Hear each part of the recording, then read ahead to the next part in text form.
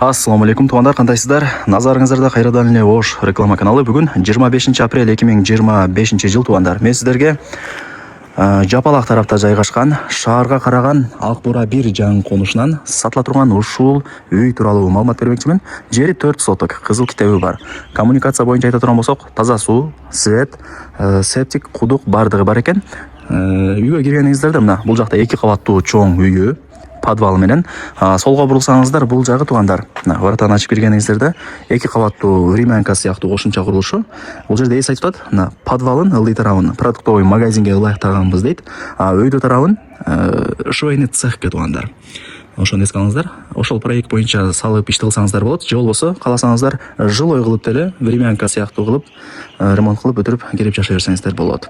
Себеп дегенде продуктовый магазинге подвал ылайыкталган. Ал жакта эшиги бар. Жакын жерде продуктовый магазин жок деп эс мага маалымат берди. Өйдө тарабы швейный цехке пландаштырылган. Дареги, мен турган жер туугандар бул Жапалак тарапта жайгашкан, шаарга караган Ак Бура 1 жаңы конушунда турам. Сиздерге ооз-эки келүү жолун түшүндүрөйүн. Себептен бул жерде бүт баардыгыңыздар эле билип калдыңыздар. Актектин круговойунан Жапалак тарапка жүрөсүздөр. Жапалактын центринде светофор бар, билесиздер. Светофордун жанында элдик маркети бар, жанында чоң мечити бар. Ошол элдик маркетинен мындай айтканда светофордон шаар тараптан келген болсоңуздар, солго бурулуп түп-түз жүрүп келсеңиздер, оң тарапта мына мен турган Жапалак экинчи көчөнү көрөсүздөр. Ушул көчөгө кирип, бир аз эле жогору тарапка чыксаңыздар, сол тарапта ушул сатылуучу үйүбүз жайгашкан туугандар. Туугандар, мына мен айткан экинчи көчөгө кирип, бир аз эле жүрсөңүздөр, сол тарапта ушул үй сатка чыгып аткан учуру. Баасы жана эсин номери ушул видеонун экранында жазылган. Үйдүн жери 4 соток, кызыл китеби бар. Ээлери өздөрү салган үй, өздөрү 6 жыл болуп калыптыр жашаганда. Эми шартка байланыштуу акча керек болуп сатып аткан учуру. Коммуникация боюнча айта турган болсок, суу бар, свет бар, септик анын кудугу дагы бар экен. Кааласаңыздар, мына жакта учар бар. ДУ тараптан, учар тараптан жүрүп келсеңиздер болот. Жолдору көп туугандар. Эң негизгиси шаарга карайт. Үйдүн границасы ушул жерден башталат. Забор, варата, мына мен жана айткан 2 кабаттуу кошумча курулушу. Дагы бир жолу айтып коеюн туугандар, мына 2 кабаттуу, бул жагы ылдый тарабы продуктовый магазин болот экен дагы, өйдө тарабы швейный цехке пландаштырылган. Жүрүңүздөр, үйдүн ичине кирип, дагы да бир кеңири шашылбай толук маалымат берейин. 2 үйү тең бышкан кирпич. 2019 салынган, ошодон бери өзүбүз 5-6 жылдан бери жашадык деди. Туугандар, эшикти ачып кирип келебиз. Биринчи кабатта 3 бөлмө, өйдө тарабы болсо 2 бөлмө. Бул жак болсо, мына мен жана айткан санузел. Тоомдогу условияларды кылып коюптур. Септик бар, септикке улаштырылган. Так. Бул биринчи бөлмөсү. Отоплениянын паровой батарейкалары бар туугандар. От жаксаңыздар, биринчи кабаттагы, экинчи кабаттагы Кудай буйруса жылы берет. Чоң үйдө кантип жылытам деп ойлонбойсуздар мындай айтканда. Так, бул биринчи бөлмө, мына печкасы ушул жакта туугандар. От жаксаңыздар болот. Мына бардыгы бар сон. Так, бул жагы болсо 3-чү бөлмө. Мына туугандар, караңыздар, кеңири сонун болуп турат. Азыр туугандар, экинчи кабатка чыгып да көргөзүп берейин. Мына жер өзү экинчи кабатка чыга турган лестницанын местосы. Азыр мен болсо шарты менен чыгып көргөзүп берем.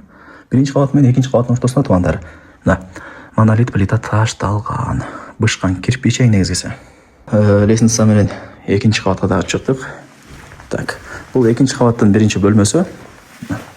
Кумшубак болгон, электромонтаж бүткөн, айнек-терезелер коюлган, чорный потолок болгон, бардыгы сонун.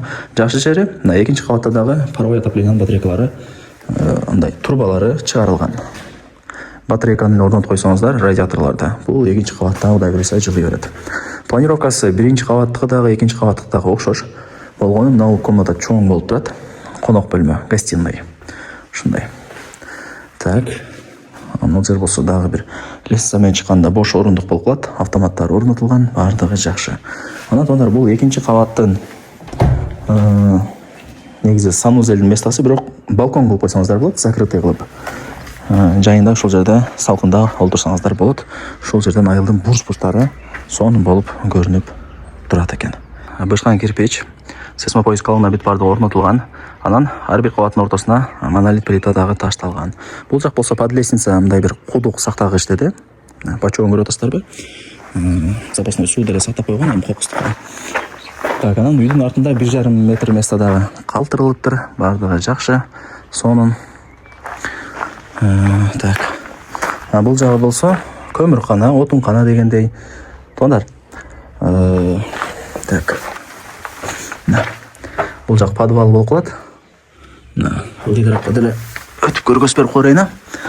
Подвал менен биринчи кабаттын ортосуна дагы монолит плита ташталган. Көрүп атасыздар. Болгону мына кире беришке эле ушундай жыгач болуп калыптыр. Кире бериш эле калганы бардыгы монолит плита туугандар. Колдон келишинче үй тууралуу маалымат бердим. Чоң үйдүн узун турасы туугандар 9,5 га 7,5. Жакшылап эске алып коюңуздар. Анан киргенде сол тараптагы кошумча курулушу 10,5 га 5,5. Жүрүңүздөр, өйдө тарабын көргөзөйүн, анан түшүп сиздерге подвалын да көргөзүп берем.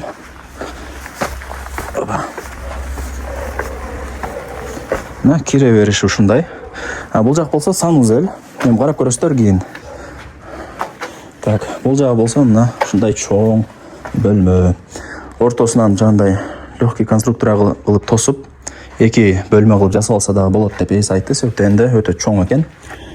Чыксаңыздар мына көчө тарап, деги эле мына үйдүн короосу бардыгы ушул жерден көрүнүп турат экен. Сонун. Караңыздар. Бардыгы жакшы, кызыл китеби бар. Вариант обмен жолдорун сурабапмын. Ал жагын эми эсине чалып өзүңүздөр айтып, предлагать этип көрөсүздөр. Телефонда иш бүтпөйт. Келип көрүп кетсеңиздер деле болот. Бул мен жанагы айткан эшиги. Продуктовый магазин кылып отурган болсоңуздар, ушул көчө тараптан клиенттер эшик аркылуу кирип турат. Анан биринчи кабат менен экинчи кабаттын ортосуна монолит плита ташталган. $120,000. Анан кеми бар. Айткан баасында эч ким сатпайт. Эсинин номери ушул видеонун экранында жазылып турат. Өзүнө чалып, WhatsApp'тан жазып, сүйлөшүп, содулашасыздар. Негизи локациясы жакшы жерде. Ак буура 1 шаарга карайт.